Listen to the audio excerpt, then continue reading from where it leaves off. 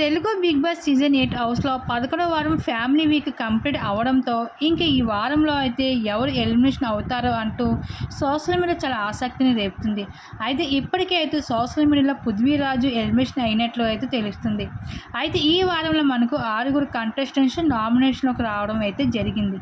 ఇంక ఓటింగ్ ప్రకారం చూసుకుంటే డేంజర్ జోన్‌లో ఉన్నది మాత్రం పృథ్వీ, టేస్టీ తేజ, అవినాష్. అయితే వీరు ముగ్గురు కూడా 90% అయితే డేంజర్ జోన్‌లో ఉండడం అయితే జరిగింది.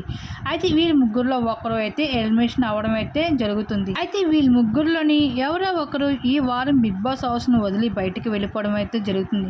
కానీ పృథ్వీ ఎలిమినేషన్ అయినట్లుగా అయితే సోషల్ మీడియాలో అయితే వార్తలు వైరల్ అవుతున్నాయి. ఇంకా పృథ్వీరాజ్ అయితే అవినాష్ కూడా ఎలిమినేషన్ అయినట్లు కూడా తెలుస్తుంది.